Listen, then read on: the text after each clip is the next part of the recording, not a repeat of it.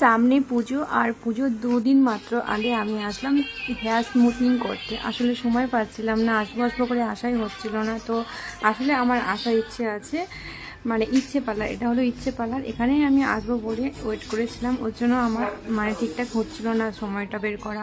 তো এটা একটু বাড়ি থেকে অনেকটা দূর। এটা হলো চালতিয়া রাস্তা, মানে শিগুরু পাঠশালার রাস্তা ধরে রেলগেট পার করে কিছুটা গিয়ে বাম হাতে এই পার্লারটা আছে। তো এই পার্লারটা আমার মানে জানি না কারো ভালো লাগে, বাট আমার খুব ভালো লাগে। এখানে যে দাদা দিদিগুলো আছে বা আরও যারা স্টাফরা আছে খুব সুন্দর, ওদের সবারই মধ্যে একটা সুন্দর বন্ডিং আছে। আর তারা কাস্টমার সাথে খুব সুন্দর ফ্যামিলির মতো মিশে যায়, খুব ভালোভাবে কাজ করে, হাসি গান মজা এগুলো করে, মানে এত সুন্দরভাবে কাজটা করে তুমি টাইমটা বুঝতেই পারবে না। তো এখানে আমি গিয়েছিলাম, আমি তো মানে করি এটা 2 বছর ধরে আমি এখানে যাই। তো আমার সঙ্গে যাকে নিয়ে গেছিলাম সেও বললো না ওরা খুব সুন্দর, খুব ভালো, খুব কাজটা প্রচণ্ড ভালো।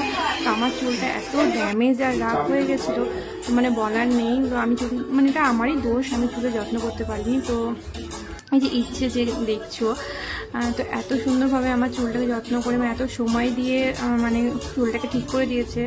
তো যাই হোক, আর একটা কথা বলতে ভুলে গেছিলাম, পার্লারটার নাম ইচ্ছে, কিন্তু যে পার্লারে কাজটা করছে দেখছো ওর নাম হলো প্রতিভা। প্রতিভার সাথে কিন্তু প্রতিভা মিলে আছে, আর খুবই মানে ফ্রেন্ডলি আর কি বলতে পারো।